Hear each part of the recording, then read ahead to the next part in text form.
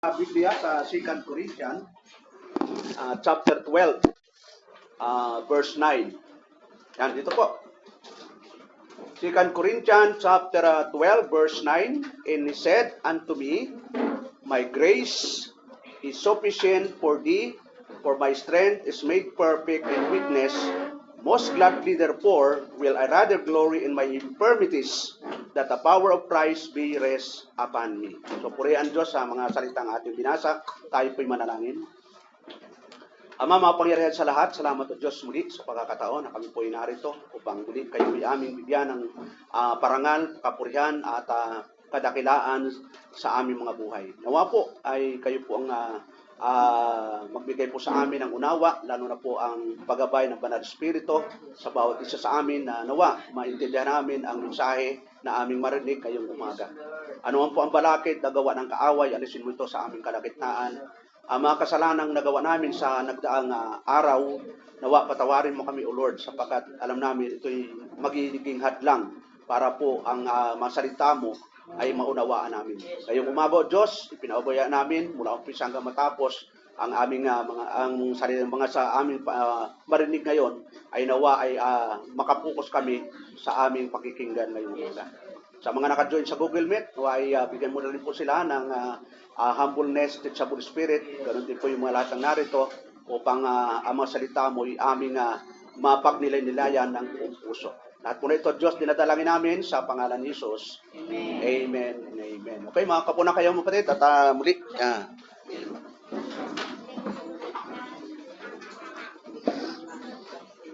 Okay, good morning muna sa inyo. So, nakala ko wala nang dadalo kasi ang dami nagpaalam. So, kung nandito lahat, wala na kayong kalalagyan. Buti na lang at maraming reserba. Okay po, so ngayong umaga ay ang pag-aaralan po natin ay God's grace is promised in trials. Ayun, yung bibiyaya ng Diyos ay pinangako pa rin ito sa ating mga trials. May trials po ba kayo, mga kapatid? Amen. Sinong walang trials? At yun, lahat po tayo. Physically, yun, nagkaka-trials tayo. Ano yung sunod ng physically? Financially. Pangatlo, emotionally, at spiritually. Yun, dami nating trials, no? Anong pinakababigat na trials niyo, mga kapatid? Pastor, alam mo na. Dahil Judith na. Yan na dawa natin pag na Judith. Trials ay financially. Pero lahat po yan, tatalakayin natin ngayong umaga at naway makapokus tayo. Yung mga bata, huwag mo na magkwentuhan, ha? Kahit yung mga senior, huwag mo na kayo magkwentuhan. Bata, senior, huwag mo na kayo magkwentuhan. Tutok muna. So itong sulat ni Apostle Paul dito sa mga mananampalataya sa Corinto ay upang i-encourage sila sa kanilang buhay espiritual bilang mananampalataya na nakabase po doon sa Corinto. Sila po ay isang local church doon sa Corinto. Kaya nga po mapapansin po natin sa ating binasa, sa Tagalogin na lang natin kasi nabasa na po natin sa English, at sabi niya, at siya'y nagsabi sa akin, ang aking biyaya ay sapat na sa iyo. Yun ang sabi. Sino kaya nagsabi kay Apostol Pablo? Siyempre ang Panginoon. Kasi in the way of Damascus, nakausap niya ang Panginoon. Siyempre sa katagalan, yung kanyang ministeryo. Kasi ang dami nangyari sa buhay ni Apostol Pablo eh. Sabi niya, sapagkat ang aking kapangyarihan ay nagiging sakdal sa kahinaan, kahit bagkos akong magmamapuri na may malaking galak sa aking kahinaan upang manahanawa sa akin ang kapangyarihan ni Kristo. So, medyo hindi natin pwedeng gayahin si Apostle Paul sa kanyang katatagan bilang Kristiyano, pero pwede natin sundan. Pwede nating maging halimbawa siya na kahit siya ay nakaranas ng matinding trial, persecution, famine, o pag-aalipusta, pero nandun pa rin, sabi niya, ang biyaya ay sapat. Bakit kaya sapat sa yung biyaya ng Diyos kay Apostol Pablo? Dahilan sa hindi naman niya ginustong maging Kristiyano, mga kapatid. Hindi naman niya ginustong maging tagasunod ni Kristo. Bakit to? Kung babalikan lang po natin yung kanyang buhay, dito po sa Book of Acts chapter 9, hindi po siya mananampalataya. Siya po ay persecutor o hinahanting po niya yung mga Kristiyano. Yung, alam mo, ikaw ang hantingin ni Apostol Pablo during the time. Tingnan po natin, Sa verse 1, sabi doon, in Saul, yet breathing out of threatenings, in slaughter, alam mo, yung salitang slaughter, against the disciples of the Lord, went unto the high priest. Yon. At datapat si Saulo na sumisilakbo pa ang pagbabanta at pagpatay laban sa mga alagad ng Panginoon ay naparoon sa dakilang saserdote.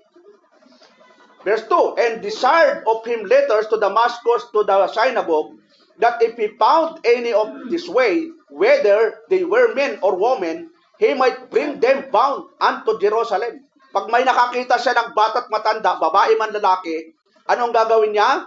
Kakalad ka rin at dadalhin po sa Jerusalem. Ganun po dati si Apostol Pablo. Siya po ay umuusig sa iglesia ng Diyos. Sa verse 3, and has journeyed, he came near Damascus, and suddenly, ito po, himala po ng Diyos talaga ang nangyari kay Apostol Pablo. Dati siyang galit na galit sa Kristiyano, mananampalataya sa iglesia ng Diyos, pero sabi doon, and he journeyed, he came near Damascus, and suddenly, ano yung word na suddenly? At pagdaka, nagliwanag sa palibot niya ang isang ilaw mula sa langit. Himala po yun. Hindi niya ginustong sumunod sa Diyos. Wala siyang desire na sundin ang ng Diyos. Wala siyang desire noon. Ang talagang desire niya ay pagpapatayin, hulihin ang mga mananampalataya during the time. Yun. Pero sa isang kisap mata, yun, naranasan ba niyo mga kapatid, sa isang kisap mata, nagbago yung pananaw niyo? Yun ang tinatawag na himala po ng Diyos. Hindi po nagbago ka dahil kay pastor, hindi ka nagbago dahil kay kapatiran, nagbago tayo sa himala ng Diyos. Katulad ni Apostol Pablo, nagbago siya hindi dahil may nangaral sa kanya. Ang totoo kung sa pag-aaral, aral po si Apostol Pablo bilang miyembro ng Sanhedrin. Alam niya yung law of Moses. Pero hindi nakapagbago sa kanya. Hindi rin tayo mababago ng asawa natin. Hindi tayo mababago ng anak natin. Hindi tayo mababago ni pastor. Mababago tayo sa himala at sa biyaya ng Diyos, mga kapatid. So dito, binabalikan ko lang yung background ni Apostol Pablo para makita natin kung bakit nasabi niya yung salitang and he said unto me, my grace is sufficient for thee. Yun. At siya'y nagsabi sa akin, ang aking biyaya ay sapat na sa iyo. Ano ba yung biyaya na binabanggit dito ng Apostol Pablo, mga kapatid? Yon, yung sinabing biyaya, ibig sabihin ng grace, undeserved favor of God. Ibig sabihin, binigyan tayo ng pabor na hindi dapat bigyan. Binigyan ka ng regalo, di ka naman dapat bigyan. So, ibig sabihin, yun ang grace, yun ang biyaya, na hindi dapat tayong bigyan, pero binigyan. Yun ang grace. Wala kang ginawa, pero binigyan.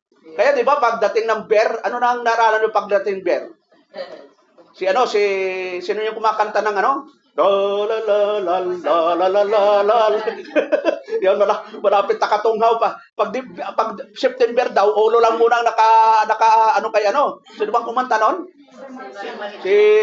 Yun. Pagka November, December, buong katawan na. Pero, tinawa natin, pag December, di ba uso yung exchange gift? Ang tanong, may natanggap ba talaga kayong gift? O nagpalitan lang kayo? Nagpalitan, walang gift talaga doon. Ang totoong gift, yung ginawa ng Diyos sa atin, yung grace, yung biyaya, na wala tayong binigay sa Kanya, pero binigay niya yung buhay na walang hanggan.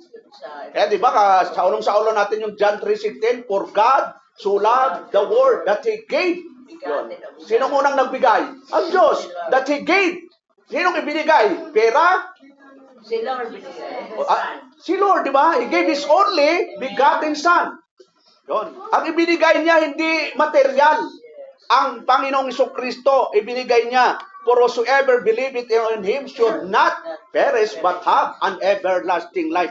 Yung sumasampalataya, kaya ito, makita natin, yung statement na yon sa John 3:16, deklarasyon po ito, hindi ito command, hindi ito utos. Yung sinasabing, whosoever believeth in Him, ito ay deklarasyon na sino man yung sumampalataya. Ang tanong, mga kapatid, sumasampalataya na ba kayo? Amen. Yon. Pag sumasampalataya na kayo, Ibig sabihin, born again na kayo. Amen. So kasi pag hindi ka born again, impossible na sasampalataya ka. Kasi ang totoong sumasampalataya ay mga born again lang. Bakit to? Yung faith is one of the fruit of the Holy Yes, Spirit. Spirit. Pag hindi ka born again, wala kang faith. Spirit. Yon. Tingnan nga po natin, Galatians 5:22. One of the fruit of the Holy Spirit is faith. Sabi po dito ng Galatians chapter 5 verse 22, sabi ni Apostle Paul, but the fruit, yon, singular. Alam mo, singular, but the fruit, hindi fruits ha, but the fruit of the Spirit is love, joy, peace, long-suffering, gentleness, goodness, faith, meekness, temperance. Against such there is no law. Yon. Ibig sabihin, pag born again ka, yung siyam na bunga ng banal na espiritu, nasa atin na po yun. Kaya di ba, pwede ka namang dumalo ngayon eh. Bakit nandito ka? Kasi nai-enjoy mo na yung fellowship ng mga mananampalataya. Nai-enjoy mo nang i-worship ang Panginoon in spirit and in truth. Dati nag-i-enjoy tayo pag linggo. Saan tayo nag-i-enjoy, Brad? Siyempre sa lamisa. Yun. Anong mayroon sa lamisa? Bote. Saka pulutan. Kasi dati ako ganun, pag Sabado, Linggo, siyempre walang pasok doon eh. Pagdating ng umaga, medyo nag-iisip na yan, ano ba kaya ang mailatag sa lamisa? Kasi mahirap nang ilatag yung bote pag walang lamisa. Ganun talaga dati ang routine ng buhay natin. Pero sa biyaya ng Diyos, katulad ni Apostle Paul, pagdating ng Sabado, di ba nag-iisip na tayo, ano kaya ang isusuot ko bukas? Nagpaplansa na tayo. Di ba? Nagpe-prepare na tayo for Sunday worship. Kasi nga, iba na yung pagkatao natin. Sabi ni Apostle Paul sa 2 Corinthians 5:17, being in Christ is a new creature. All things are passed away. Behold, all things are become new. Ang sino mga nagkipag-isa kay Kristo ay ano daw? Isang bagong nilalang. Yes. Yun. Kapag ikaw ay born again, bagong nilalang ka na. Wala na yung dating pagkatao. Ako, na-convert ako. Hindi man ako sa primitive, pero nasa Pentecostal pa po ako, 1990, lahat ng mga dating ginagawa ko, inikaysan ko na talaga. Nililista ko nga ito ako. Ako ay ganito, ako ay ganito. Talagang pinagpipray ko sa Lord, Lord, nawa, maalis na ito sa akin. Sawang-sawa na ako. Hindi ko na talaga, parang imyo mo rin, ang tagal mo nang ginagawa eh. Tapos nung ngayong Kristiyano na tayo, unti-unti natin pag-pray na mawala yon. Kasi ginagawa mo na dati yun, hindi ka Kristiyano eh. Sabi doon, being in Christ is a new creature, all things are passed away. Behold, all things are become new. Yun, become new. Yun, bago ka na eh. Oh, all things, lahat, iiwanan mo na yung past mo, yung mga old nature mo, past na. Yung para matuwa ang Diyos. Kasi dati ang natutuwa sa atin, sino po? Si Satanas. Yun, sa palagay nyo kapatid, natutuwa ba Diyos kapag gumawa ka ng kasalanan? Hindi po. Ang natutuwa kapag gumagawa tayo ng kasalanan ay ang kalaban ng Diyos, si Satanas. So, tingnan po natin. Grace is promise. Yon, yung biyaya ng Diyos, ipiniramis po ito. Not exemption from suffering. Kaya kung babalikan natin, sabi doon, ang Diyos ang nangako kay Apostol na Pablo. So, Acts 14:22, tingnan po natin mga kapatid. Sa Acts 14:22, and confirm the soul of the disciples and exhorted them to continue in the faith and that we must through much tribulation enter into the kingdom of God. So, yung mga Kristiyano during the time nakaranas ng matinding tribulation. Ano ba yung salitang tribulation? Matinding kahirapan. Yon. Sa kasaysayan po, from early Christian, 65 AD to 70, diba? Matindi, winasak po ng Roman army. No? Kasi sapo po sila ng Roman Empire eh. Kaya makita po yon yung tinatawag na 70 AD na winasak yung Temple of Jerusalem. Pinalibutan po ng mga Roman army yon, yung Temple of Jerusalem. Winasak, walang itinira, bagsak lahat talaga. Ay kung ikaw ang nandun sa loob, di ba? Yung iba nagkanda, takbuhan talaga. Matindi po yung persecution, yung kahirapan na nangyari yon. Kaya sabi doon, confirm, no? That soul of the disciple exhorted them to continue in the faith. So, sinasabi dito na magpatuloy lang sa pananampalataya. Kahit nakakaranas tayo ng trials, persecution, physical illness, hindi ho tayo ligtas sa physical illness, mga kapatid. Kasi mula nung nagkasala si Adan at Eva, ano ang parusa? Tingnan po natin yung consequence nung ginawa ni Adan at ni Eva. Kasama po sa so consequence yung physical illness, karamdaman, lahat yun. Tingnan po natin sa Genesis chapter 3 verse simula natin sa 10, no? Sabi doon, and he said, ito yung pangyayari na, and the Lord God called unto Adam and said unto him, where art thou? Nung nagkasala na si Adan at Eva, tinatawag ng Diyos si Adan, Adan, nasaan ka ba? Sabi nung Eva, hindi ba Diyos siya? Bakit tinatanong ba kung nasaan? Hindi ba alam ng Diyos kung nasaan siya? Sa palagay nyo, alam ba ng Diyos kung nasaan siya? Alam. Ay bakit tinatanong ba kung nasaan? Alam yan. Lahat ng bagay. Tinitesting lang po kung magtatapat. Yun. Pero tinan po natin verse 10. And he said, I heard thy voice in the garden and I was afraid because I was naked and I hid myself. Dati naman, di siya nahiya nung hindi pa siya kumakain ng bunga na pinagbabawal. Silang mag-asawa, hubot-hubat. Hindi sila nagkakahiyaan kasi wala pa silang malisya. Eh ngayon lang talaga, di ba? Ngayon maglakad ka lang ng ang dami, napakatas na ang malisya ngayon eh. Di ba? Pero during that time, wala silang malisya. Nagkaroon lang sila ng malisya nung kumain sila nung ipinagbabawal, nung nagkasala na sila. At nasabi doon, and he said, who told thee that thou was naked? Yon. Sino bang nagsabi sa iyong hubad ka? Yon. Sabi doon, hast thou eaten of the day whereof I commanded thee that thou shouldest not eat? At sinabi niya, sino nagsabi sa iyong ikaw ay hubad? Nakakain ka ba ng bunga ng punong kahoy na iniutos ko sa iyong huwag mong kainin? So tinatanong si Adan. Dito, makita natin, gusto lang ng Diyos na makita na ng Diyos si Adan na mag-confess, magkaroon ng humility sa ginawa niyang kasalanan. Yon. Ano ang sunod? And the man said, yon.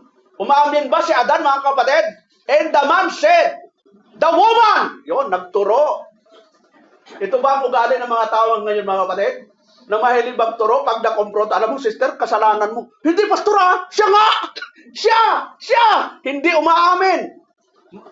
Saan naman natin yon, mga kapatid? Kay Adan, na mahilig magturo. Ang sabi doon, the woman whom thou givest to me, with me, she gave me of the tree, and I did it. And the Lord God said unto the woman, so, dahil tinuro ni Adan, siyempre, ganun talaga, no? Pag nagturo ka, di ba sa korte, pag itinuro mo yung yung tao, ipapatawag yun sa korte. Alam mo, nung pinatay ko si ganito, ay nandun po si brother. Ipapatawag ng korte yun. O pinatawag ng Diyos sino pinatawag? Kasi tinuro niya yung babae, kinumpronta ngayon ng Diyos yung babae. Sabi ng Diyos sa babae, and the Lord God said unto the woman, yun, pero ito naman sa kababae, what is this that thou hast done? And the woman said, umamin din ba yung babae, mga kapatid? Anong sabi ng babae? The serpent. Yun. Babae at lalaki. Ito yung inuugali ngayon. Mahilig magturo kapag ano po? Nasusukol. Yun. Eh kasi ikaw kaya ako ganito eh. Dahil sa'yo eh. Ano talaga eh, no? Nagumagawa pa ng justification para yung kasalanan niya, mapagtakpan. Para iligtas yung sarili niya. Ito, yung babae, di ba yung babae nga ang kumain, unang kumain nga yung babae. Tapos itinuro yung ahas. Mabuti pa yung ahas, walang itinuro. O sabi ng Panginoon, siyempre, itinuro niya yung ahas.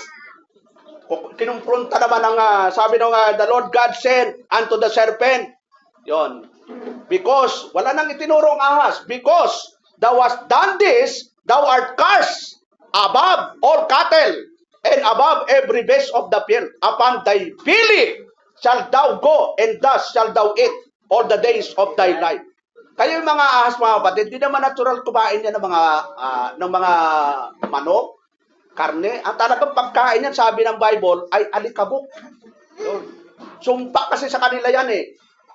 Tapos sabi doon sa verse 15, and I will put enmity between thee and the woman, and between thy seed and their seed, it shall bruise thy head, and thou shalt. Ito yung promise. Ito yung unang prophecy tungkol sa Panginoon.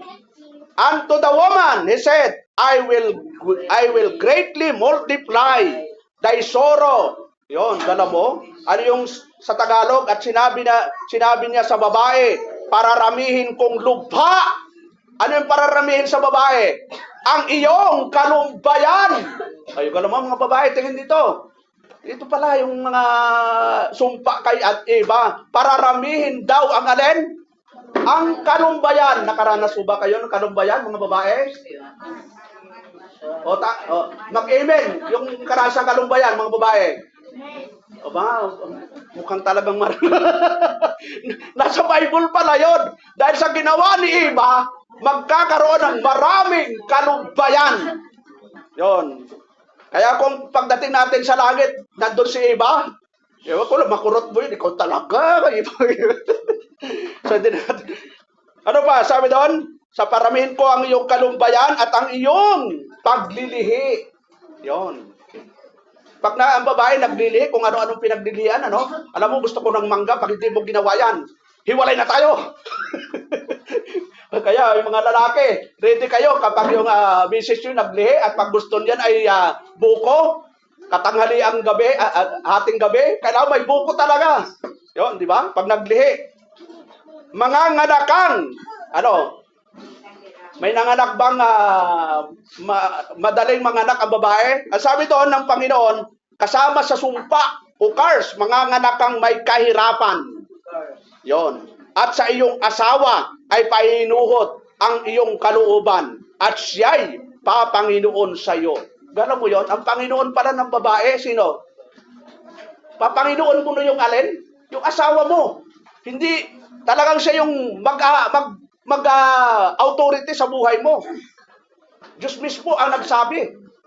Yon. Kaya, kung babalibyan natin, Ephesians 5, sabi doon, wife, submit to your husband. Tapos sa lalaki, husband, love your wife. So yung submission, ito po yun. Sabi doon, mapapanginoon ka. Sabihin mo yung submission. So bakit sinasabi natin ito mga kapatid? Dahil dito sa ating tinatalakay na yung biyaya ng Diyos ay dumating lang sa tao.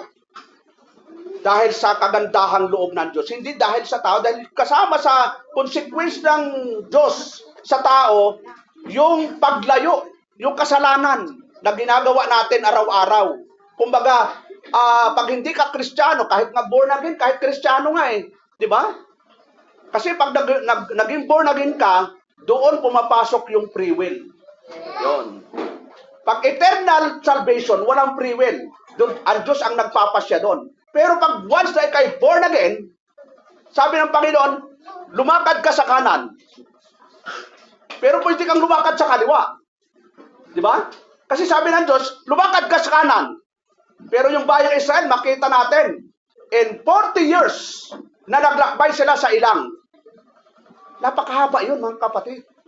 Ay napakalapit yung Kanaan. Halimbawa, 1 buwan lang nalakbayin, pero mahaba na po yun kung ano natin sa mapa. Napakalapit po yun. Pero bakit inabot po ng paglalakbay ang bayang Israel ng 40 years? Anong dahilan? Because of disobedience. Because of murmuring. Halo-halo na yung kasalanan ng Israel eh. Murmuring, disobedient, yung mga ibang sabi ng Panginoon, pagsasalakayin yung isang bayan, huwag kayong magdadala ng anuman. Eh, yung iba talagang nangamkam pa eh, itinago pa. Baka katago sila sa Diyos. So, dito pinapakita mga kapatid.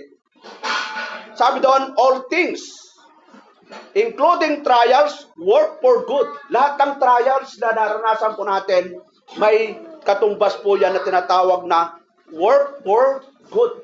Sa ikabubuti natin. Minsan, pag nangyari yung isang bagay, parang ang sakit, di ba? Pero, sa kabila nun, may dahilan ng Diyos for good. Sa ikabubuti pa rin natin. Ang sabi doon sa Romans 8:28, and we know that all things work together for good to them that love God, to them who are the called according to His purpose. Yun. Siya ang nagbibigay ng magandang purpose. Sapagkat God is sovereign, God is omnipotent God, makapangyarihan po siya, hindi mo pa ginagawa, alam na ng Diyos na gagawin mo yun. In eternity past, tapos na po ngayon. In eternity past, nakita na ng Diyos, gagawin mo yun. Kaya ang Diyos nagplano na according sa kanyang nakita na ito yung kanyang divine plan. Kasi maraming nagko-question dyan eh. Ang Diyos ba nagpaplano batay sa ginagawa ng tao? Hindi po. Nagpaplano siya according to His will. Pero inu-overrule niya yung mga aksyon ng tao. Halimbawa, yung pangyayari kay Joseph sa Genesis 50. Tinanong po natin. Genesis chapter 50 verse 20. Tinanong po natin. Sabi ni dito, nung alam natin yung kwento ni Joseph, di ba? Na pinagsisilosan siya. Ang unang nangyari doon, jealousy. Unang ginawa ng mga kapatid, tinangka siyang patayin.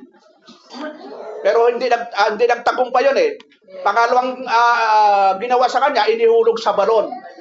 Yun. Pangatlong ginawa sa kanya, bininta. Yes. Nung nandun siya naman sa bahay ni Potiphar, nagustuhan siya ng asawa ni Potiphar. Paano ho nagugustuhan ng babae ang lalaki?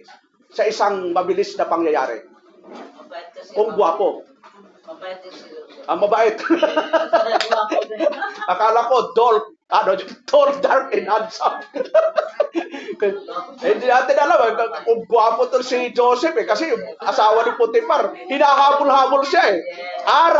Sa araw-araw, kasi siya yung siya ang katiwala doon. Yung si Potiphar nandun sa palasyo. O, gano'n mo yun, Hindi pala dahilan kung kasama mo o hindi.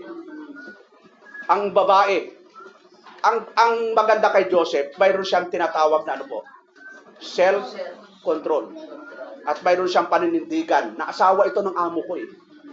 O pag sinipingan yun, anong mangyayari sa kanya? Susumpain siya ng Diyos, baka hindi pa nga niya ginalaw, nakulong na siya eh. Pinagbintangan lang siya. Pero ito yung sabi niya.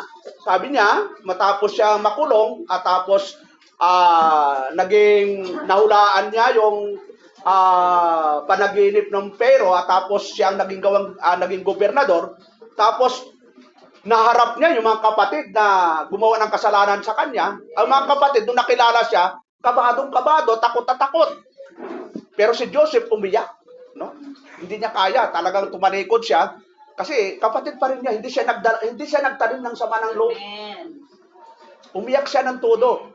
Yes. Hindi siya nakilala, pero siyempre, ang base niya, talagang marang niya eh.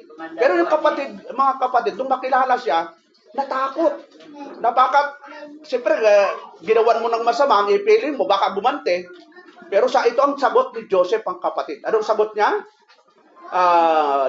But as for you, you thought evil against me, but God meant it unto good, to bring to pass as it is this day, to save much people life. At tungkol sa inyo ay inyong pinalagay na kasamaan laban sa akin, ngunit ipinalagay ng Diyos na kabutihan upang mangyari ang gaya sa araw na ito na iligtas ang buhay ng maraming tao. Yun.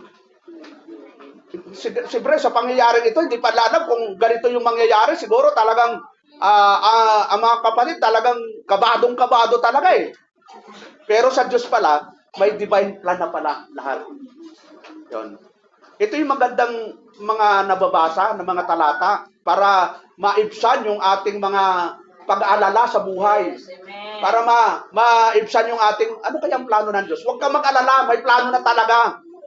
Huwag kang magmadali sa plano ng Diyos. Kung may plano ka, hayaan mong ang plano ang manaig. Plano ng Diyos. Kapag yung plano dumating, ito na, Lord, salamat. At kakantahin mo lang, in His Lord. Talagang nanginginig pa eh. His Lord. Tapos kasunod doon, thank you, Lord. Talagang, yun. Kakanta ka na lang ng pasalamat sa Diyos. Kahit maraming mga paglalakbay natin sa lupa, mga kapatid, In the end, ang Diyos may divine plan po talaga dyan. Kung hindi kami makaranas ng kaginawahan dito sa lupa, sa eternal na langit, puro kaginawahan na, di ba? Ang Panginoon kaya mga kapatid, nakaranas ng kaginawahan sa lupa? Hindi po siya nakaranas ng kaginawahan. Isinilang po siya sa sabsaban. Hindi siya nakapag-aral. At nung nangangaral siya, puro persecution pa, puro pag-uusig. So, ano pa mga kapatid? So, ano po yung sabi po dito?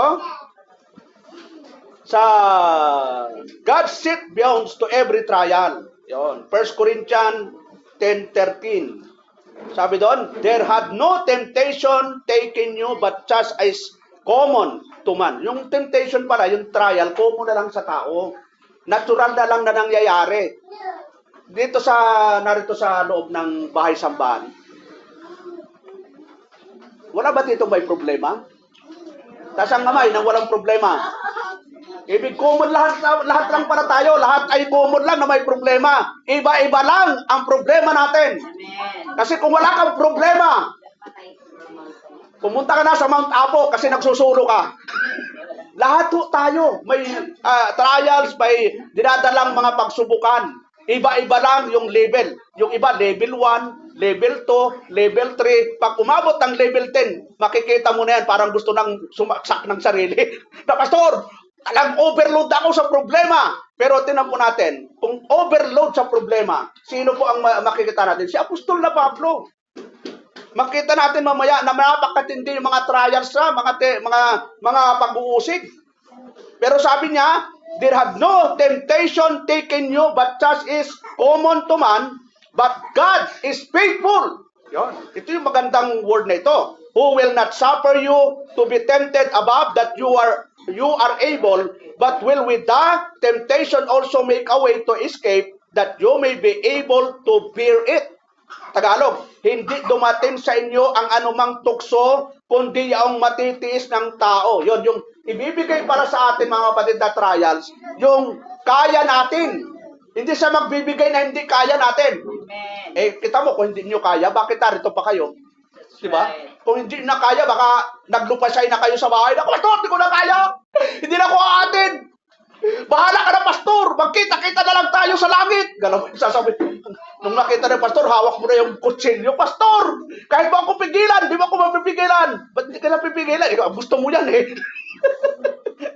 Kung pigilan ka. Alam mo, ang tao kapag pinipigilan, lalong nanggigigil. Huwag mong pigilan. Pastor, pigilan mo. Di, sige, ituloy mo. Ikaw, Pastor ha. Pastor ka pa nun, di ba ako pinigilan? Sinisip pa yung Pastor. So, wala akong ganun mga kapatid. So, sabi doon, kumo na lang sa atin. Sabi doon, matitiis natin yung mga trials na dumarating sa atin. Sabi doon, datapat-tapat ang Diyos na hindi niya itutulot na kay tukso'y na higit sa inyong makaya, kundi kalakip na din ang tukso, ay gagawin naman ang paraan ng pag-ilag upang ito'y inyong matiis. So, siya rin ang gagawa ng paraan. Hindi ikaw ang gagawa ng paraan kasi kung ikaw ang gagawa ng paraan, baka iba yung gagawin mo. Ako, ang dami kong nangyari sa buhay ko na na gusto kong gawin yung sarili kong paraan, pero nililigtas talaga ako ni Lord eh. Ginagamit yung kapatid, Pastor, itigil mo na yan. Baka mahulog ka sa tukso. Siguro kung walang paalala yung kapatiran, baka nahulog na ako sa tukso eh. Hindi na natin pwedeng kantahin yung may kanta yan, di ba? Yung tukso. Ano yung kanta nun, sis?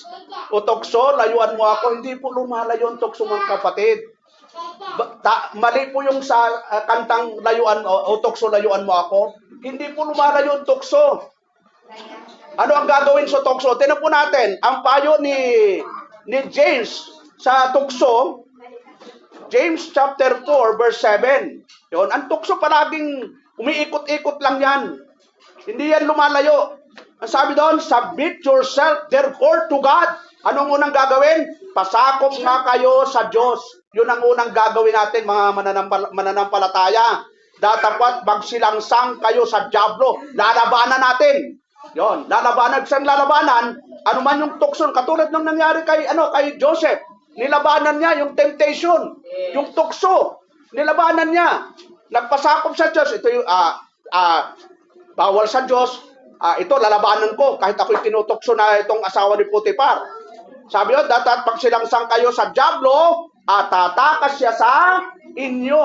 Kung tatakas daw kung hindi tatakas, di kakampi mo na siya. Magkaakbay pa kayo, magka-holding hands pa kayo. Kasi hindi mo nilabanan yung tukso Mamalayan mo na, Pastor, ito na po, ka-holding hands ko. Bye-bye, Pastor. Ikaw na nadala. Okay, so ano pa, mga kapatid? Sabi doon sa, as you days, so shall your strength be. So, Deuteronomy chapter 33:25, ang thy shoes shall be iron and brass, and as the days, so shall thy strength be. Ang iyong mga halang ay magiging bakal at tanso. At kung paano ang iyong mga karawan ay magkagayon, nawa ang iyong lakas. Yon.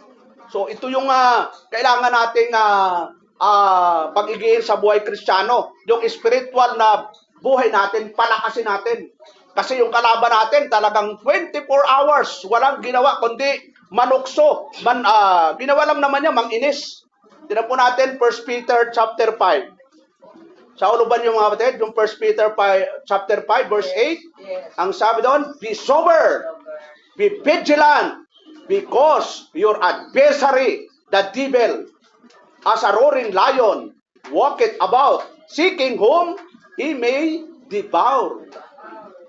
Ano yung pagkatagalog nito? Kayo'y maging mapagpigil. Yun, number 1 talaga, mapagpigil Pag wala tayong pigil, doon nangyayari yung temptation, yung mga kasalanan Ano pa? Sunod, kayo'y maging mapagpuyat. Ibig sabihin, mayroon tayong dedication sa pagsunod sa kalooban ng Panginoon. Ang inyong kalaban, yun, binanggit ni Peter, yung kalaban. Sino po? Na dyablo. Yun, isa sa pangalan, dyablo. Na gaya ng liyong umuungan, ay gumagala. Gumagala pa ang dyablo, mga kapatid. Gumagala. Amen. At anong ginagawa? Ba't gumagala? Para punta sa ganyan. Umahanap. Yun, naghahanap pa lang si Mawatin. Umahanap ng alin? Ng masisila niya. Yes. Ngayon, ang tanong mga kapatid, naranasan ba yung masila na ng dyablo? Pastor, paano nalamang masila? Gusto niyo malaman? Baka nasila na kayo. Ano sabi doon? Sabi doon, kayo'y maging mapagpigil. So, pagpipigil, self-control pa rin.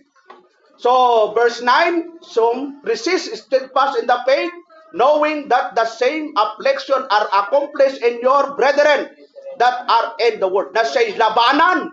Yun, anong gagawin sa dyablo? Na siya'y labanan ninyong matatag sa inyong pananampalataya. Yamang inyong nalalaman na ang mga gayong hirap ay nagaganap sa inyong mga kapatid na nangasa sa sanglibutan. So ito nangyari kasi ito sa panahon ng persecution sa Roman Empire. Siyempre, ang dyablo, hindi mo naman makikita. Makikita ba niyo si Satanas, mga kapatid? Hindi. Makikita ba niyo ang mga demonyo? Hindi niyo makikita.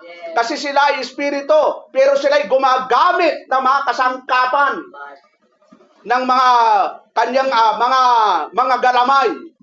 Kaya 'di ba sa 1 John chapter 2, tingnan nga natin, 2 John.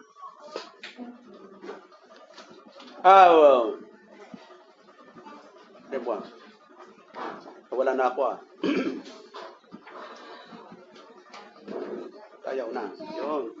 Dali lang po 1 John po pala. 1 John chapter 4 verse 1. Sabi doon, Beloved, believe not every spirit, but try the spirits whether they are of God, because many, yon, marami o konti? Many Marami. false prophets are gone out into the world. Ito yung mga galamay ng dyablo. Ito yung galamay ng mga masamang espiritu. Mga, because many false prophets are gone out into the world. So, buong mundo, nangalat na mga false prophets. Hereby know you the Spirit of God. Every spirit that confesseth that Jesus Christ is come in the flesh is of God. Kapag ipinahayag mo sa sarili mo, nararamdam mo, mahal mo ang Panginoon, nararamdam mo na gusto mo sumunod sa Panginoon. Anong sabi ng talata? Hereby know you the Spirit of God. Every spirit that confesseth that Jesus Christ is come in the flesh is of God. Sa Diyos po yun. Kaya mapipil mo, nako, mahal na mahal ko ang Panginoong Jesucristo. Yon, katibayan na ikaw ay anak ng Diyos.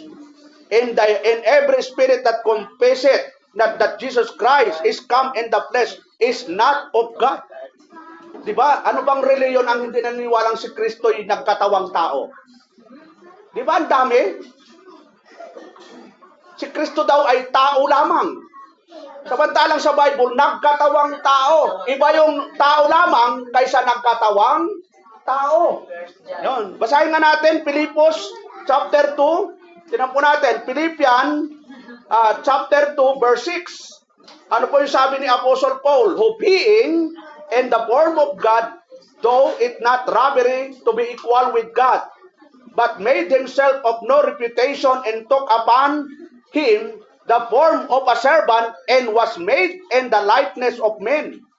Verse 8, and being found in passion as a man, he humbled, yun, to, galabo yun, no? Diyos siya, pero he humbled himself and became obedient unto death, even unto death of the cross. Ito yung ginawa niya, mga kapatid. Mula sa langit, kasama yung tatay niya, nagkatawang tao siya at nagpakababa at namatay siya, di ba? Para sa kasalanan ng mga pinili ng Ama. Kaya, ito'y makita natin, mga kapatid, na bilang tayo'y mga mananampalataya. So, grace comes daily. We needed not too soon, never too late. Ang biyaya ng Diyos, hindi too late, mga kapatid. Sa atin, parang, ang tagal naman ng biyaya ng Panginoon. Di ba? Minsan may nako, Pastor, bakit ang tagal ng biyaya ng Panginoon? Ang Diyos po, eksakto siya. Sa atin lang tayo, naiinip lang tayo. Bakit ang tagal ng biyaya ng Panginoon, Pastor? Ako, kung nainip ako, mga kapatid, baka matagal na akong nag-resign bilang pastor. Matagal na po akong nag-resign kasi, di ba, ng mga naunang service natin dito, grabe talagang hirap eh. Talagang, marami nga nag-persecute din sa akin. Pastor pa ba yan? Parang hindi pinagpapala ng Panginoon. Eh, mga nakapaligid ng mga churches dito. Kasi dito lang dati ito eh. Tapos, ako lang yata ang pastor dito na walang 4 wheels. Pero mayroon akong 2 wheels. Yun. Okay, at least my wheels. Ang maganda nun, sumusunod ako sa God's will. Yun, pinaka-importante ito. May maraming pastor dito, pag dinadalaw ako, mga Pentecostal pastor, ang daming mga 4 wheels, naka 4 wheels sila eh. Tinatanong ko, wala ka pa bang 4 wheels, pastor? Sabi ko, kung bibigyan ako nila, di salamat. Kung wala naman, walang problema. Sanay naman ako walang 4 wheels. Kasi, ba't magpo 4 wheels ako? Magbabible study ako kay Sister Janice, saka 4 wheels. Pupunta ako kay Sister Perla. Sister Perla, alam mo na dito lang, magpo 4 wheels ako. Eh, hindi na. Alam mo, wala naman ako design talaga magkaroon ng 4 wheels. Hindi ko talaga hinangad. Kasi ang sinasakyan ko, ilan bang wheels ng buses?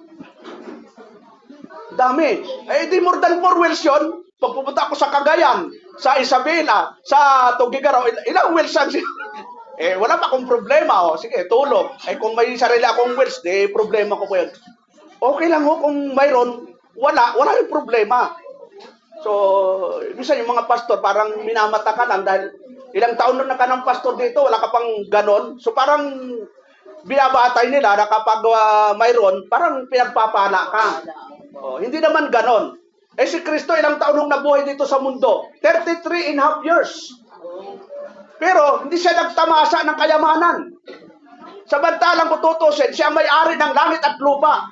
Pero hindi siya nagtamasa ng ganong karangya bilang isang lingkod ng Diyos. Amen. Ipinapakita lang na hindi naman siyang yumaman. Pero kung yumaman ka, gusto nga natin yumaman lahat. O taas ang kamay, lahat ang gustong yumaman. Ako, gusto kong yumaman. Ayaw yung yumaman? Parang takot kayong yumaman. Ito ang payo, hindi masamang yumaman. Pero ito yung payo sa mga gustong yumaman. Ito, binaibul study namin kina Sister Aisel, kahapon, kina Brother Jason. Ito yung payo sa mga gustong yumaman at nawa, pagpalain kayo ng Panginoon, mga kapatid. Ako, pinagpe-pray ko, paging milyonaryo si Sister Perla, Sister, nakalimutan ko. Yun, Sister Janice, si Nanay President, Sister Susan, O lahat tayo, si Tera Aida, Tera Feliz, maging manager ng, ano gusto mong manager sis? So, hindi masamang yumaman. Pero ito yung sinasabi ng Biblia na advice sa lahat ng mayayaman. Kasi may mga mayayaman sa Biblia. Ano po yung sabi niya ni Apostol Pablo kay Timoteo? Charge them that are rich. Ito, mga Kristiyanong mayayaman ito. And this word, that they be not high-minded, nor trust in uncertain riches, but in the living God, who giveth us richly all things to enjoy. Yun pala. Ang mayayaman sa sanlibutan ito ay pagbilinan mo. So, bibili na natin na huwag magsipagmataas ng pag-iisip. Kasi natural lang talaga. Proven ho yan sa history na kapag ang isang Kristiyano yumaman, nag-iiba po ang ugali. Yes. Hindi naman lahat, pero karamihan talaga. Amen. From 1990, Kristiyano na po ako niyan eh. Talagang nagbabago yung ugali kapag pinayaman ng Diyos. At isang kisap mata, nawawala po talaga yung kayamanan nila. Naging miserable. Kasi nga, hindi nagamit sa tama. Ito sabi ng Biblia, no? Sabi doon, ang mayayaman sa sanlibutan ito ay pagbilinan mo na huwag magsipagmataas ng pag-iisip at huwag umasa sa mga kayamanang di nananatili. Huwag tayong umasa sa kayamanan, mga kapatid. Hindi yan pangmatagalan. Hindi yan eternal. Kaya sabi doon, kundi sa Diyos ang tayo aasa, kundi sa Diyos na siyang nagbibigay sa ating sagana ng lahat ng mga bagay upang ating ikagalak. Kapag nagbinigyan tayo ng blessing, mga kapatid, i-enjoy mo lang. Pinaghirapan mo yan eh. Huwag mo intindihin yung sinasabi ng ibang tao, alam mo, bakit sila yung saya ng saya? Bakit sino mang magsasaya? Ako ang nagtrabaho eh. Bakit nag-abot kayo, Sister Perla? Siguro ang daming pera. Bakit? Anong gagawin, Sister Perla? Eh, sa kanya naman pera yun eh. Diba? Kaya lang, ito yung maganda, verse 18. Sabi doon, that they do good, that they be rich in good works, ready to distribute, willing to communicate. Yon. Na sila'y magsigawa ng mabuti. So yung mga mayayaman, mga pinagpala ng Panginoon, ano sabi doon? Na sila'y magsigawa ng mabuti, na sila'y magsiyaman sa mabuting gawa, na sila'y maging handa sa pamimigay. Yes. Maibigin sa pamamahagi. Namimigay ho ba kayo, mga kapatid? Amen. Namamahagi? Dalawa yun. Dalawa yun. Pag pinagpala ka ng Diyos, yun pala yung obligasyon mo. Mamigay at mamahagi. Kasi minsan akin ito, yung sa iyo, akin pa rin, yung sa iyo, akin. Anong tawag doon? Gahaman na. Alam mo, binigyan ka ng Diyos ng blessing. Ang tawag po doon, maging channel lang po tayo. Ang tawag po doon, parang gripo. Alam mo yung gripo, mga kapatid? Anong mahalaga? Gripo o tubig? Mahalaga yung gripo. Pero kahit anong gripo, pag walang tubig, gripo lang yan. Di ba? Bukas mo, walang tubig. Kita mo dito sa Belmont, pag walang tubig, di ba? Alala tayo. So, ganun mo yun. Yung blessing, tayo lang ang channel. Pero dapat, i-exercise po natin, yung sabi doon, handa sa pamimigay, handa sa pamamahagi. Amen. At sabi nga ng Galatians chapter 6, tinanggal mo natin mga kapatid, Galatians chapter 6 verse 10. Yan, sabi doon, as we have therefore opportunity, let us do good unto all men. Especially, mayroong word na especially, sino nakaranas na padala ng sulat na mayroong word na especially? Mayroon na especially. Ano yung word na especially? Yon. Lalong-lalo na. Alaw, mahal na mahal kita. Lalong-lalo na kapag kaharap kita. Pag hindi nakaharap.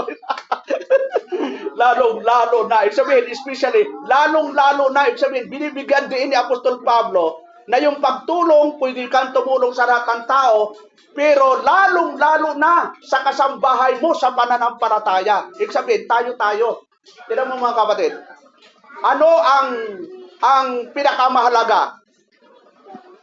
Church family o physical family? Church family. Church family. Yes.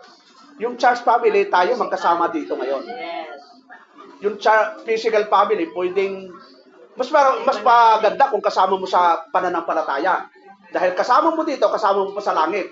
Pero pag hindi Kristiyano yan, kasama mo lang dito sa lupa, pero sa langit, hindi mo kasama. Di tulad tayo, magkasama tayo dito sa lupa, pagdating sa langit, magkakasama pa tayo. Kaya, yung word na especially, ibinibigay po ni Apostol Pablo, kanino po? Sa mga mananampalataya. For faith. So, God's presence is promised in the trial. Isaiah chapter 43:2, when thou passest, ito pangako ng Diyos, when thou passest through the waters, I will be with thee, and through the rivers, they shall not overflow thee. When thou walkest through the fire, thou shall not be burned, neither shall be flame kindled upon thee. Pagka ikaw ay dumaan sa tubig, ako'y sa iyo. At sa mga ilog ay hindi ka tatakpan niyon. Pagka ikaw ay lumalakad sa apoy, hindi ka masusunog o magniningas man ang alab sa iyo. Ito yung promise ng Diyos kay Isaiah, no? Na siyempre hindi naman pare-parehas yung sitwasyon. Pero ang Diyos kapag nangako, tutuparin niya. Ito mo sa Hebrew 13:5 mga kapatid. Sabi doon, let your conversation be without covetousness, and be content with trusting as you have. For he had said, I will never leave thee, nor forsake thee. Yon. Mangilag kayo sa pag-ibig sa salapi. Yon. Yung salapi, hindi po iniibig. Anong ginagawa sa salapi? Ano pong ginagawa sa salapi? Ginagastos po yan. Hindi po iniibig. Wala hong buwang yan, walang puso, walang pakiramdam, walang isip ang pera. Kaya sabi ni Apostol Pablo, sa mga mananampalataya sa Hebreo, mangilag kayo sa pag-ibig sa salapi. Mangagkasya kayo sa inyong tinatangkilik, sapagkat siya rin ang nagsabi sa anumang paraan, hindi kita papagkakulangin. Sa anumang paraan, hindi kita pababayaan. Yung galaw, ang gatang pangako. Kailan ba nagpabayaan Diyos mga kapatid? Tayo lang ang masyadong nag-aalala minsan. Yon. Wala pa nga yung bukas, pinoproblema mo na. Wala pa yung bear. Nagre-ready ka na ng pangregalo. Bakit? Buhay ka pa ba doon pagdating ng bear? Huwag mo muna problemahin yung wala pa.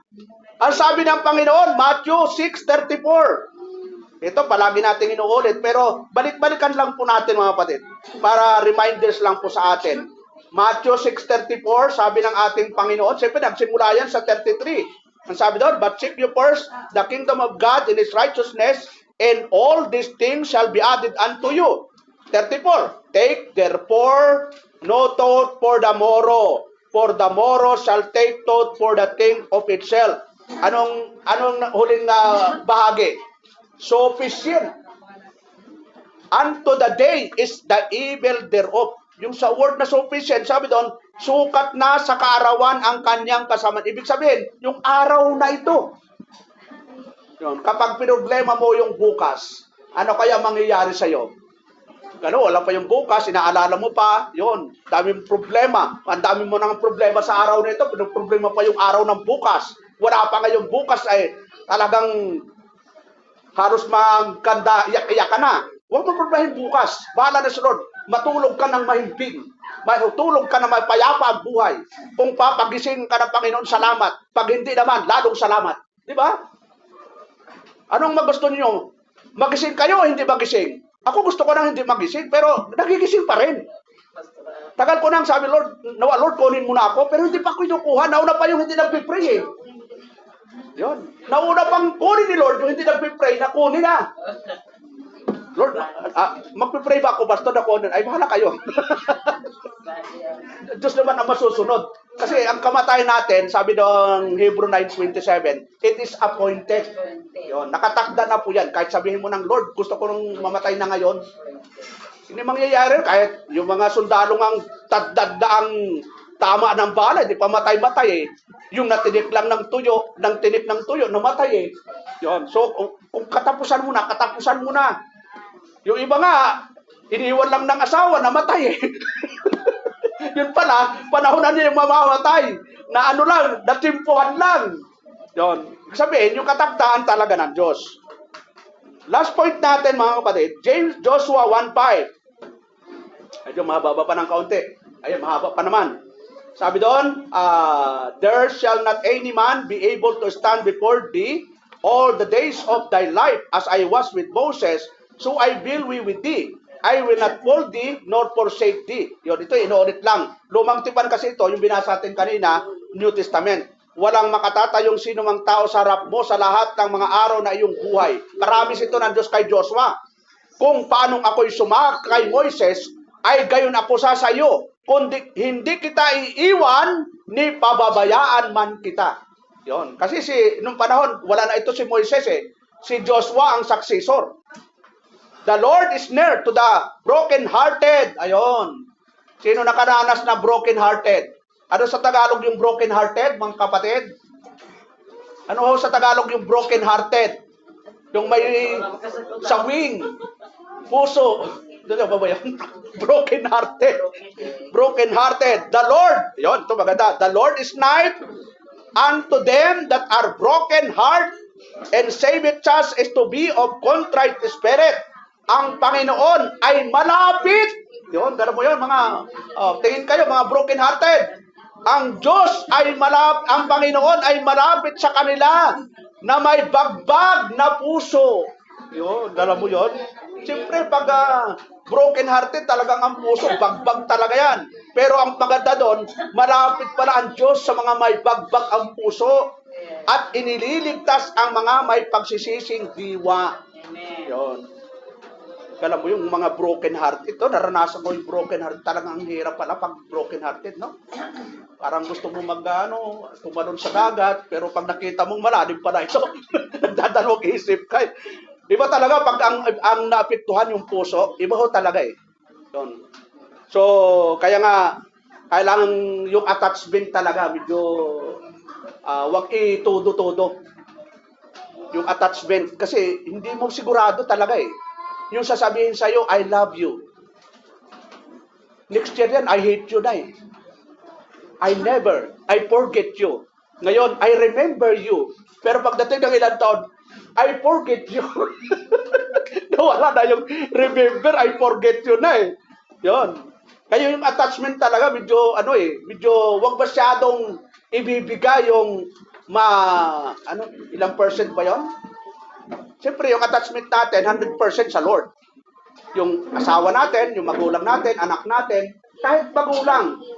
Ako, hindi ako masyadong naapektuhan nung namatay yung tatay ko, yung nanay ko. Kasi matagal akong nawalay. Tapos parang baliwala lang sa akin noon. Dahil siyempre, nagubuno ako sa bisyo eh. Nagsasabi, magpadala ka noon. Parang wala lang sa akin. Nung namatay, yung tatay ko, parang wala lang. Nung naging Kristiyano, doon ako umiyak ng todo. Pero wala na. Uli na. Nung namatay yung nanay ko, doon ako kasi naging Kristiyano ako noon eh. Na parang gusto kong bumawi. Pero huli na. Huli na talaga yung makabawi kasi wala na eh. Patay na eh.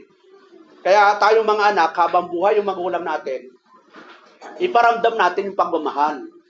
Huwag nung iiyak ka pag patay, nanay, gusto kong bumawi sa inyo. Paano ka makakabawi? Patay na. Ako nang bahala anong bahala pag namatay? Sa kabaong, ano pa? Sa paglilibigan, gumastos ka pa na napakalaki. Ngayon, gumastos na kayo sa magulang nyo, mga kapatid. Iparamdam na niyo sa magulang na mahal nyo ang magulang nyo. Kung gusto nyo, kung magandang dalhin niya sa Tokyo, Japan, sa South Korea, sa North Korea, ay wag sa North Korea, bawal po yun. O kaya, North Pole. O kaya, kung wala kayong pamasahe, dahil mahal, North Fairview na lang. So, ito, ina-encourage natin yung mga anak. Lahat naman tayo anak na kung may panahon tayo na mga magulang natin ay iparamdam natin yung pagmamahal. Yon, God's grace preserves, the elect shall not perish. Yon. My sheep hear my voice, and they shall never perish. So, eternally, ligtas na po tayo. Marami nating mga karanasan dito sa mundo na parang nakaka-discourage, pero Ang pangako ng Diyos, hindi tayo mawawalay sa Kanya, shall never perish. Sabi doon, my sheep hear my voice, and I know them, and they follow me. Yon. My Father which gave them me is greater than all, and no man is able to pluck them out of my Father's hand. Yon, galam mo yon, ang Diyos ang nag-iingat sa atin. No trial can separate us from Christ. Ito yung matindi dito, mga kapatid. Sabi ni Apostol Pablo, who shall separate us from the love of Christ? Shall tribulation. Ito yung naranasan ni Apostol Pablo, tribulation, distress, persecution, famine, nakedness, or peril, or sword. Sino ang maghihiwalay sa atin sa pag-ibig ni Kristo? Ang kapigatian, kahapisan. Naranasan ba ninyo kapigatian, mga kapatid? Kahapisan, pag-uusik, kagutom. Ito naranasan si Apostol Pablo. Kahubaran. Naranasan ba ninyo kahubaran, mga kapatid? Wala na talaga kayong masuot?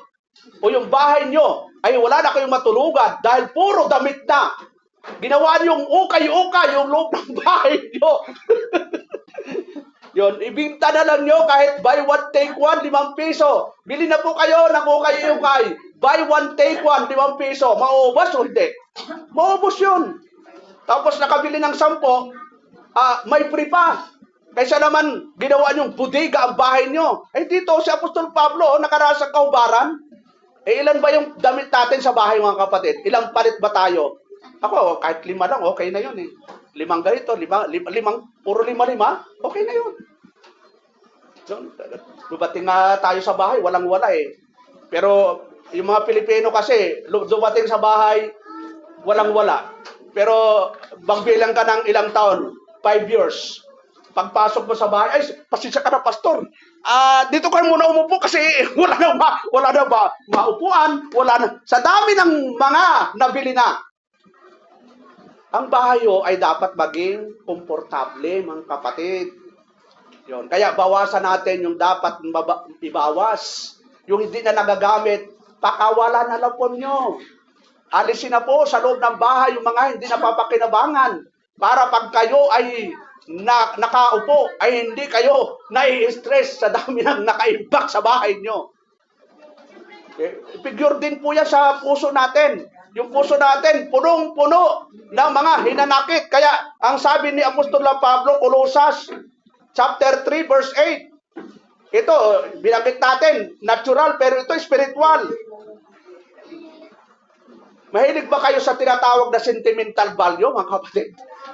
Kahit kalawangin, yung mga kalawangin ba, huwag mong itapon yan, mapapakinabangan pa yan. Kalawangin na nga. Colossians 3:8. Ano ang sabi ni Apostol na Pablo? Ito sa spiritual naman. Sabi ni Apostol Pablo, but now you also put off all this anger, wrath, malice, blasphemy, filthy communication out of your mouth. Dapat ngayon ay hindi namang layuan. So may pinapalayuan ang lahat ng mga ito. So lahat ng ito lalayuan daw. Ano po? Galit. Una, galit pala. Bakit ho kaya galit ang inuuna ng Diyos? Kasi pag galit ka, hindi mo na talaga magagawa yung tama. Galit ka sa asawa mo, galit ka sa anak mo, galit ka sa kapitbahay mo, galit ka kay pastor. Lahat talaga, galit ka na.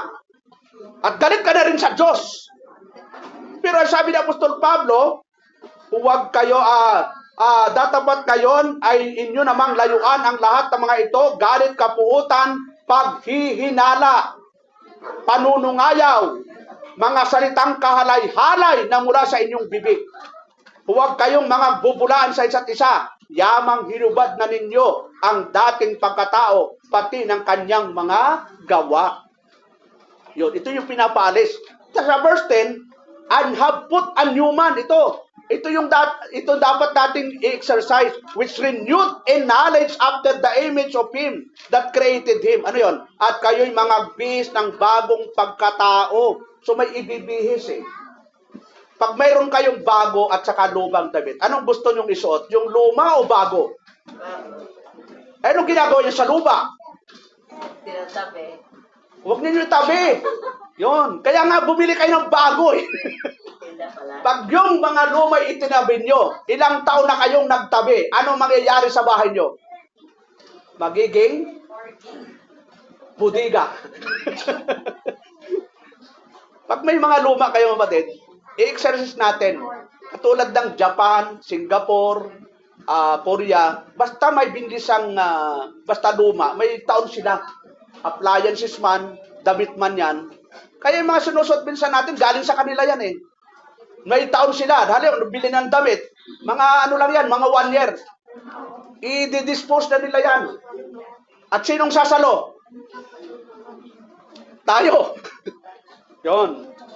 Sa Singapore, ano yan, na nakaranasan namin, Wednesday po yon. Naglalakad kami ni Brother Matt, ni Brother Willie. Ano pala yon? Araw ng pag-dispose ng mga may panahon na nilang i-dispose lahat ng appliances. Ano yon? Napakataas. Ano yata? Mga 23 floor. Nagbabagsakan. Malawak yung pinagbabagsakan para hindi na magamit. Kasi pag tinapon lang nila yon, may baka saluhin ng mga Pilipino. Doon talaga binabagsak talaga. May nakakordon sila. Malawak yun. Hindi pwedeng talagang pati rep, pati TV, binabagsak nila yon. Dito hindi iba bagsak. Talagang pagtatsagaan pa ng mga bibili yan, tapos ibibinta. Yon, kasi may sira lang naman pyesa yon eh. Ganun kagaling ang mga Pinoy. Kahit mga sasakyan, di ba? Okay, so ano po mga kapatid? Sabi doon, nothing separate from the love of God. Yon, so yun po yun. At sa panghuli, trials are permitted for our good. So pinermit po talaga ng Diyos yung trials. Sabi doon, grace works in through trial, producing faith, patience, and hope. Sabi sa Romans 5:3-5, and not only so, but we glory in tribulation also, knowing that tribulation worketh patience, and patient experience, and experience hope. And hope maketh not ashamed, because the love of God is shed abroad in our hearts by the Holy Ghost, which giveth unto us. At ang pag-asa ay hindi umiya, sapagkat ang pag-ibig ng Diyos ay nabubuhos sa ating mga puso sa pamamagitan ng Espiritu Santo na ibinigay sa atin. Tapos sa uli, sa sunod, trial proves and strengthen faith. Nagpapalakas ng ating pananampalataya pag may trials.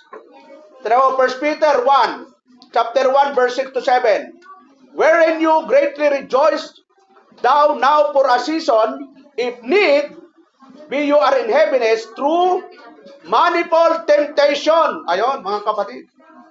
Na ito ang inyong itutong ikinagagalak, bagamat ngayon sa sadaling panahon, kung kailangan ay pinalumbay kayo sa mulit-muling pagsubok.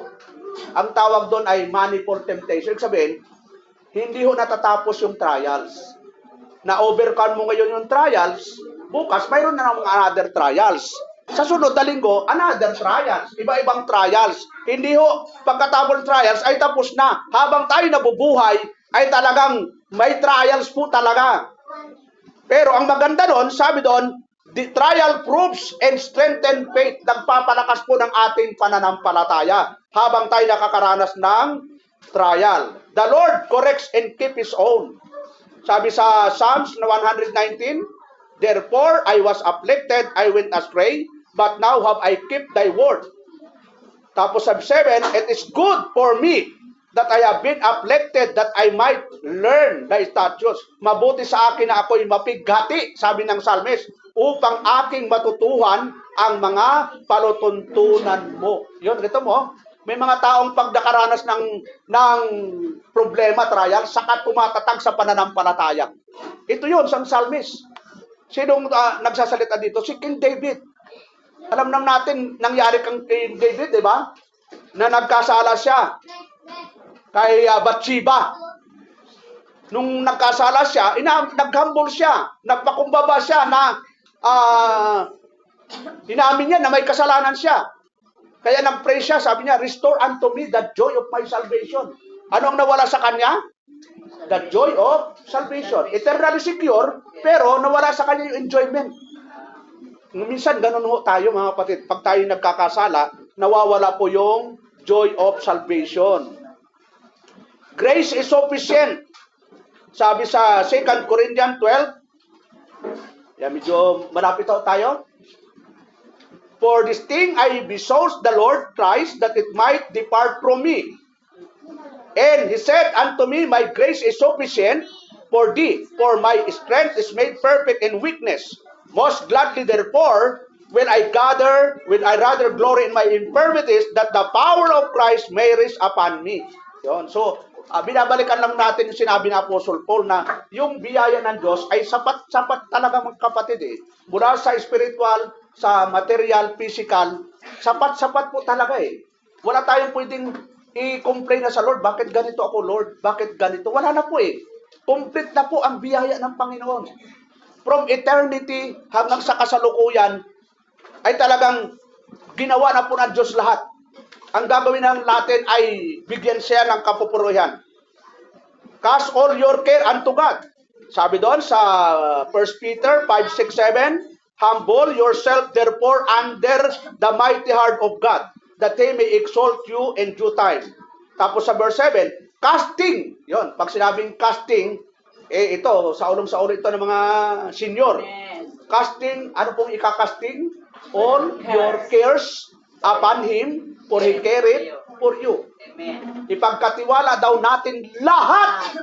Yon, wala kang ititira. Ano ipagkakatiwala? Lahat ng kabalisahan, sapagkat kayo'y ipadagmamalasakit na niya.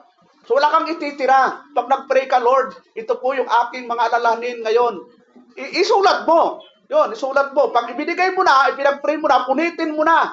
Yon, ibinigay mo na kay Lord eh. Yung iba, nakalista, tapos ipinag-pray, binigay kay Lord, hindi pa pinunit, naku Lord, dito pa. Wala pa Lord, talagang binabalik-balikan. Pag ibinigay mo na, bayaan mo na si Lord sa tamang panahon, sa takdang kanyang katakdaan, na maganap yung kanyang plano sa buhay natin. Basta ipinag-pray mo na, period. Yun. Kasi ang sabi ng Panginoon, alam na ng Diyos kung anong ipinag-pray natin. Pero gusto lang ng Diyos na maglambing. Ibig sabihin lang, pag ipinag-pray mo na, period na po doon. Huwag ka nang mag-alala. Bahala na ang Diyos kung papakinggan ka o hindi. At totoo na, nakikinig naman talaga ang Diyos. Ang sagot ng Diyos, yes, no, and wait. Pag yes, talagang will talaga niya. Pag no, no talaga. Pag wait, mag-wait ka lang. Baka may tamang panahon talaga ang Diyos. He will not fail you. Sabi sa Isaiah 41:10, Fear thou not, for I am with thee. Be not dismayed, for I am thy God. I will strengthen thee. Yeah, I will help thee. Yeah, I will uphold thee with the right hand of my righteousness. Sa Tagalog, huwag kang matakot. Yun. Ang daming kinatatakutan natin, ano, mga kapatid? Ano ba unang kinatatakutan natin? Iba-ibang kinatatakutan natin, ano? Pero sabi din ng Panginoon kay Isaiah, huwag kang matakot, sapagkat ako'y sumasa iyo. Huwag kang manglupaypay, sapagkat ako'y iyong Diyos. Aking palalakasin ka, o aking tutulungan ka, o aking aalalayan ka ng kanang kamay ng aking katuwiran. Yon. Siya ang nag-promise na hindi tayo pababayaan. Daming promises ng Panginoon. Huwag lang tayong malihis ng basta malalahan ito yung mga pangako. Sure na talagang lalakas ang pananampalataya natin na anuman ang mangyari. Hindi natin alam after 1 year, after 1 year, o after 5 years or 10 years, yung iba dito sa atin, maaaring wala na dito. Di ba? Balay mo, after 1 year, ako na ang wala dito. Hindi natin alam. Pero ang sigurado doon, saan man tayo idako ng Diyos, ang Diyos ay nangako. Nasabi doon, huwag kang matakot. Sapagkat kung pupunta ka sa ibang lugar, mundo din yun, earth pa rin yun eh. Yun. At pagdating ng panahon, magkikita-kita pa rin tayo. Saan po tayo magkikita-kita? Sa langit. Yun. Temporary, nagkakawalay-walay tayo dito eh. At siguro, yung iba mawalay, nakakamiso kayo. Yun.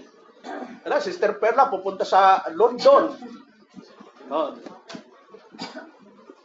Babalik si Sister Perla after 30 years. Ilan taon ka na, Sister Perla? Yun? 50. O 50 na lang. After 30, 80 years old na pagbalik mo. O, Kain ka na ng mga prutas doon para pagdating dito, ganun pa rin ang mukha. No?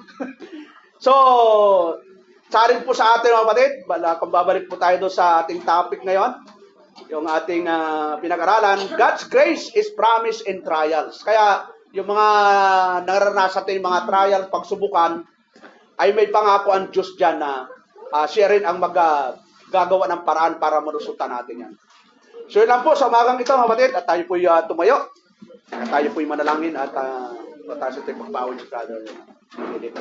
Salamat o Diyos sa umagang ito, sa iyong kabutihan, sa iyong biyaya. Salamat o Lord sa mga salitang amin na pag-aralan ngayon. Nagbigay po sa amin ng hamon upang harapin ang mga trials na naranasan namin sapagkat alam namin Diyos na kayo po ay may mga pangako sa amin na hindi nyo kami iwanan, hindi nyo kami pababayaan. Katulad ng naranasan ni Apostol Pablo na ang biyaya mo ay sapat sa kanya. Ganun dinawa ang lahat po kami o Lord ay maging sapat sa amin ang biyaya mo mula pa sa pagkapili sa amin before the foundation of the world, mula po sa pagtubos at mula sa pagiging born again namin through the Holy Spirit, ay ito po ay isang napakalaking biyaya. Salamat po God, at sa mga natitira pa po ng oras, kayo po ang mangunat gababay sa pangalan ni Jesus. Amen.